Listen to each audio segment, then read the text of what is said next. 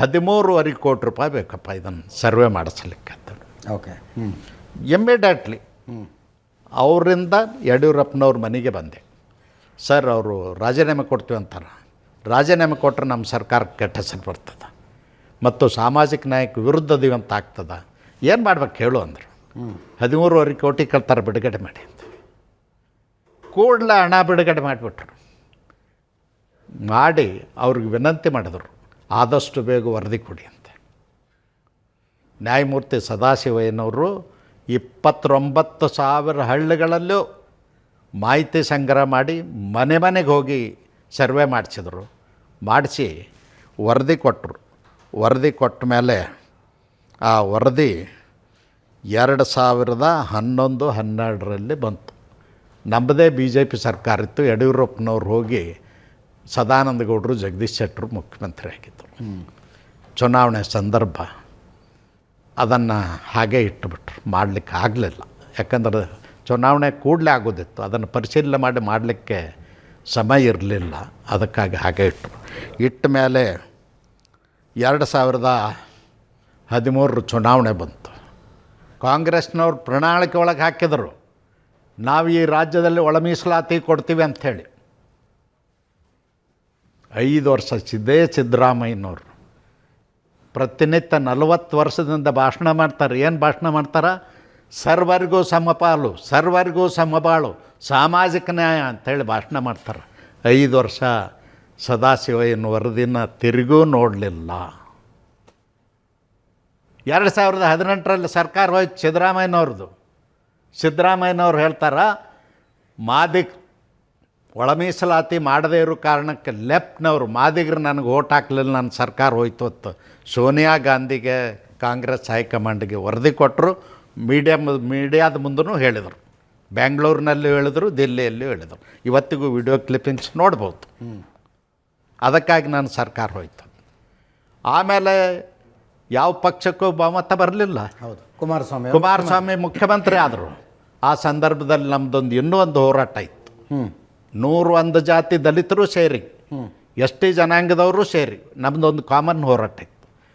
ಜನಸಂಖ್ಯೆಗೆ ಅನುಗುಣವಾಗಿ ಮೀಸಲಾತಿ ಹೆಚ್ಚಳ ಮಾಡಬೇಕು ಅಂತ. ಅದಕ್ಕೆ ನ್ಯಾಯಮೂರ್ತಿ ನಾಗಮೋಹನ್ ದಾಸರ ಕಮಿಷನ್ ನೇಮಿಸಿದ್ರು HD ಕುಮಾರಸ್ವಾಮಿ ಅವರು. ಆಮೇಲೆ ಕುಮಾರಸ್ವಾಮಿ ಅವರು ಅಧಿಕಾರ ಬಿಟ್ಟ ಮೇಲೆ ನ್ಯಾಯಮೂರ್ತಿ ನಾಗಮೋಹನ್ ದಾಸ್ ಅವರು ರಾಜೀನಾಮೆ ಕೊಟ್ಬಿಟ್ರು. 1 ವರ್ಷದ ನಂತರ ಅವ್ರ ಸರ್ಕಾರ ಹೋಯಿತು. ರಾಜೀನಾಮೆ ಕೊಟ್ಟ ಮೇಲೆ ನನ್ನನ್ನು ನಮ್ಮ ರಾಷ್ಟ್ರೀಯ ನಾಯಕರು ಉಪಮುಖ್ಯಮಂತ್ರಿ ಮಾಡಿದರು. ಸಮಾಜ ಕಲ್ಯಾಣ ಮತ್ತು PWD ಮಿನಿಸ್ಟರು ಖಾತೆಗಳು ನನ್ನ ಹತ್ರನೇ ಇದ್ದು. ನಾಗಮೋಹನ್ ದಾಸರು ರಾಜೀನಾಮೆ ಕೊಟ್ಟಾರ ಅಂದಮೇಲೆ ನಾನು ಅವ್ರ ಮನೆಗೆ ಹೋಗಿ ವಿನಂತಿ ಮಾಡಿದೆ. ಸರ್, ರಾಜೀನಾಮೆ ಯಾಕೆ ಕೊಟ್ರಿ? ನಿಮ್ಮ ಕೆಲಸ ಪೂರ್ಣ ಮಾಡಿ, ನಿಮ್ಮ ಮೇಲೆ ನಮಗೆ ಭರವಸೆ ಇದೆ. ನೀವು ಸಾಮಾಜಿಕ ನ್ಯಾಯದ ಹರಿಕಾರರು, ನಿಮಗಿದ್ದಂಥ ಸಾಮಾಜಿಕ ಕಳಕಳಿ ಇನ್ಯಾರ ಹತ್ರನೂ ಇಲ್ಲ ಅಂತ ಅವ್ರ ಮನೆಗೆ ಹೋಗಿ ರಿಕ್ವೆಸ್ಟ್ ಮಾಡಿದೆ. ಸಮಾಜ ಕಲ್ಯಾಣ ಮಂತ್ರಿ ಆಗಿ ಅವರು ಒಪ್ಕೊಂಡ್ರು. ಮತ್ತೆ ಆದೇಶ ಕೊಟ್ಟು ಅವರು ವೈಜ್ಞಾನಿಕವಾಗಿ ಸರ್ವೆ ಮಾಡಿ ಸಂವಿಧಾನದ ಆಶಯಕ್ಕೆ ಅನುಗುಣವಾಗಿ ಕಾಲಕಾಲಕ್ಕೆ ಸುಪ್ರೀಂ ಕೋರ್ಟಿನ ಆದೇಶಕ್ಕೆ ಅನುಗುಣವಾಗಿ ಒಳ ಮೀಸಲಾತಿ ಮಾಡ್ತಾರೆ.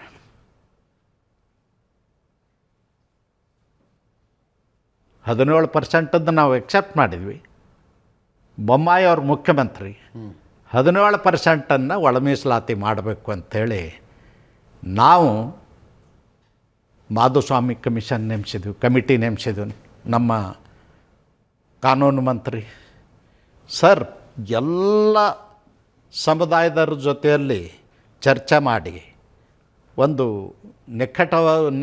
ನಿಖರವಾದಂಥ ವರದಿ ತಯಾರು ಮಾಡಿ, ಮಾದಿಗರಿಗೆ 6% ಜನಸಂಖ್ಯೆಗೆ ಅನುಗುಣವಾಗಿ, ಚಲವಾದಿಯವ್ರಿಗೆ 5.5% ಜನಸಂಖ್ಯೆಗೆ ಅನುಗುಣವಾಗಿ ಮತ್ತು 4.5% ಬೋವಿ ಲಂಬಾಣಿ ಕೊರ್ಮ ತಮ್ಗೆ ಗೊತ್ತದ.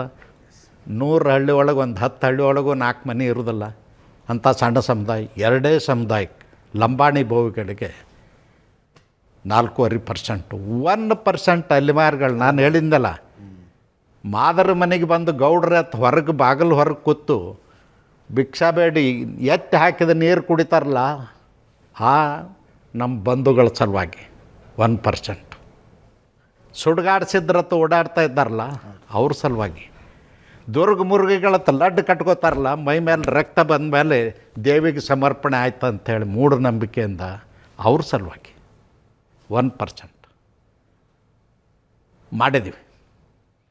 ಮಾಡಿ ಕೇಂದ್ರಕ್ಕೆ ಶಿಫಾರಸು ಮಾಡಿದ್ವಿ. ಯಾಕೆ ಕೇಂದ್ರಕ್ಕೆ ಶಿಫಾರಸು ಮಾಡಿದ್ವಿ ಅಂದರೆ, ಒಳ ಮೀಸಲಾತಿ ಮಾಡೋ ಅಧಿಕಾರ ರಾಜ್ಯ ಸರ್ಕಾರಕ್ಕಿಲ್ಲ ಅಂಥೇಳಿ ಹಿಂದೆ ನಮ್ಮವರೇ ನ್ಯಾಯಮೂರ್ತಿಗಳು ಆದೇಶ ಕೊಟ್ಟಿದ್ದರು. ಅದಕ್ಕಾಗಿ ಕೇಂದ್ರಕ್ಕೆ ಶಿಫಾರಸು ಮಾಡಿದ್ವಿ. ಕೇಂದ್ರಕ್ಕೆ ಶಿಫಾರಸು ಮಾಡಿದ ಮೇಲೆ ನರೇಂದ್ರ ಮೋದಿಜಿಯವ್ರ ಗಮನಕ್ಕೆ ಬಂದ ಮೇಲೆ ನಮ್ಮನ್ನು ಕರೆದು ಮಾತಾಡಿದರು, ಏನು ಮಾಡಬೇಕು ಅಂತ. ಸುಪ್ರೀಂ ಕೋರ್ಟಲ್ಲಿ ಪೆಂಡಿಂಗ್ ಇದೆ ಸರ್, ದಯವಿಟ್ಟು ಅದನ್ನು ಮಾಡಿಸ್ಕೊಡಿ.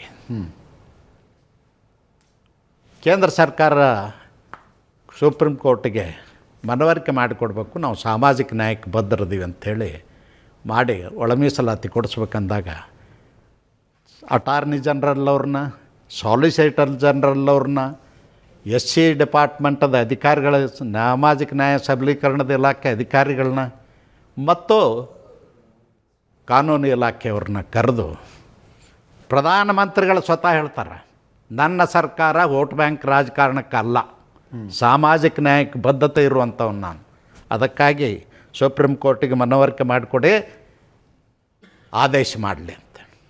ಸುಪ್ರೀಂ ಕೋರ್ಟ್ನಲ್ಲಿ ಸ್ವತಃ ಅಟಾರ್ನಿ ಜನರಲ್ ಅವರು, ಸಾಲಿಸಿಟರ್ ಜನರಲ್ ಅವರು ವಾದ ಮಾಡಿ ಆದೇಶ ಮಾಡಿಸ್ಕೊಡ್ತಾರೆ. ನ್ಯಾಯಮೂರ್ತಿ ಚಂದ್ರಚೂಡ್ ಅವ್ರ ನೇತೃತ್ವದ 7 ಜನ ಸಂವಿಧಾನ ಪೀಠ ಆದೇಶ ಮಾಡ್ತದೆ, ಒಳ ಮೀಸಲಾತಿ ಸಾಮಾಜಿಕ ನ್ಯಾಯ ಕೊಡಬೇಕು ಅಂತೇಳಿ. ರಾಜ್ಯ ಸರ್ಕಾರಗಳಿಗೆ ಅಧಿಕಾರ ಇದೆ. ಇವರು ಅದನ್ನು ಯಾವುದೂ ಮಾಡ್ತಾ ಇಲ್ಲ ಸಿದ್ದರಾಮಯ್ಯ. ಸರ್, ನೀವು ಇತಿಹಾಸ ಹೇಳಿದರೆ ಇತಿಹಾಸ ಎಲ್ಲವನ್ನೂ ಒಪ್ಕೊಳ್ತೀನಿ. ಸುಪ್ರೀಂ ಕೋರ್ಟ್ ಆದೇಶ ಕೊಟ್ಟ ನಂತರ ಸಿದ್ದರಾಮಯ್ಯನವರು ಹಂಚಿಕೆ ಮಾಡಿದ್ರು, ಮೀಸಲಾತಿಯನ್ನು ಒಳ ಮೀಸಲಾತಿಯನ್ನಾಗಿಸಿ ಹಂಚಿಕೆ ಮಾಡಿದ್ರು. ಅಪ್ರಿಷಿಯೇಟ್ ಮಾಡಿರಿ ಸರ್, ಅದನ್ನ ಮೆಚ್ಕೊಳ್ರಿ. ಅಪ್ರಿಷಿಯೇಟ್ ಯಾವಾಗ ಮಾಡ್ತಿದ್ದೆ ಅಂದ್ರೆ, ಸಂವಿಧಾನದ ಆಶೆಗೆ ಅನುಗುಣವಾಗಿ ಮಾಡಿದರೆ ಬಾಬಾ ಸಾಹೇಬರ ಆತ್ಮಕ್ಕೂ ಶಾಂತಿ ಸಿಗ್ತಿತ್ತು. ಸುಪ್ರೀಂ ಕೋರ್ಟ್ ಆದೇಶದ ಅನುಗುಣವಾಗಿ ಮಾಡಿದರೆ ಬಾಬಾ ಸಾಹೇಬರ ಆತ್ಮಕ್ಕೂ ಶಾಂತಿ ಸಿಗ್ತಿತ್ತು, ಸುಪ್ರೀಂ ಕೋರ್ಟ್ ಆದೇಶ ಪಾಲಿಸಿದಂಗೆ ಆಗ್ತಿತ್ತು. ಅದು ಯಾವುದೂ ಮಾಡಲಿಲ್ಲ. ಕಾಜಿ ನ್ಯಾಯ ಮಾಡಿದರು. ಉತ್ತರ ಕರ್ನಾಟಕದಾಗ ಕಾಜಿ ನ್ಯಾಯ ಇರ್ತಾರೆ, ಅವ್ರ ಪಿತ್ರಾರ್ಜಿತ ಆಸ್ತಿ ಹಂಚುಗಳು ಬಂದಾಗ ಕಾಜಿ ನ್ಯಾಯ ಮಾಡ್ತಾರಲ್ಲ, ಹಂಗೆ ಕಾಜಿ ನ್ಯಾಯ ಮಾಡಿದ್ರು. ಮಾದೇವಪ್ಪ ಪರಮೇಶ್ವರ, ಖರ್ಗೆ ಮುನಿಯಪ್ಪ, ತಿಮ್ಮಾಪುರ, ನೀವೆಲ್ಲರೂ ಕೂತು ಮಾತಾಡ್ಕೊಂಡು ಬಗೆಹರಿಸ್ಕೋರಪ್ಪ ಅಂತ. ಅದಕ್ಕೆ ಮುಖ್ಯಮಂತ್ರಿ ಬೇಕಾ? ಆಯ್ತು, ಈ ಒಳ ಮೀಸಲಾತಿಯನ್ನು ಹಂಚಿಕೆ ಮಾಡಿದ್ರಲ್ಲ, ಅಸ್ಪೃಶ್ಯರಿಗೆ ಏನು ಅನ್ಯಾಯ ಆಯಿತು ಹೇಳ್ರಿ. ಅಸ್ಪೃಶ್ಯರಿಗೆ ಬೇರೆಯವ್ರನ್ನ ಪೈಪೋಟಿ ಮಾಡಿ ತಗೊಳ್ಳುವಷ್ಟು ಶಕ್ತಿ ಇಲ್ಲ, ಅಷ್ಟು ಬುದ್ಧಿವಂತರೂ ಇಲ್ಲ. ಎಲ್ಲರೂ ಬಾಬಾ ಸಾಹೇಬ್ ಅಂಬೇಡ್ಕರ್ ಇಲ್ಲ, ಬುದ್ಧಿವಂತರಲ್ಲ. ಅದಕ್ಕೆ ಯಾರಿಗೆ ಪ್ರಬಲರನ್ನ ಪೈಪೋಟಿ ಮಾಡಿ ಅವ್ರ ಜೊತೆಯಲ್ಲಿ ಸ್ಪರ್ಧೆ ಮಾಡಿ ತಗೊಳ್ಳುವಂಥ ಶಕ್ತಿ ಇಲ್ಲ, ಅವ್ರಿಗೆ ಮೀಸಲಾತಿ ಮುಖಾಂತರ ಮೇಲೆತ್ತಕ್ಕಂಥದ್ದು. ಹೌದು, ಅದು ಉದ್ದೇಶ. ಆ ಮೂಲ ಉದ್ದೇಶಕ್ಕೆ ಕೊಡ್ಲಿ ಪೆಟ್ಟು ಬಿತ್ತಲ್ಲ. ಹೆಂಗೆ? ಒಂದೇ ಕಮ್ಯುನಿಟಿಯವ್ರು ತೊಗೊಂಡ್ರಂದ್ರೆ, ಒಂದೇ ಜಾತಿಯವ್ರು ತೊಗೊಂಡ್ರಂದ್ರೆ 101 ಜಾತಿಯವ್ರು ಏನು ಮಾಡಬೇಕು? 100 ಜಾತಿಯವ್ರು ಏನು ಮಾಡಬೇಕು? 2 ಜಾತಿಯವ್ರು ತೊಗೊಂಡ್ರೆ 99 ಜಾತಿಯವ್ರು ಏನು ಮಾಡಬೇಕು? ಅವ್ರಿಗೆ ಸಿಗಲಿಲ್ಲಲ್ಲ.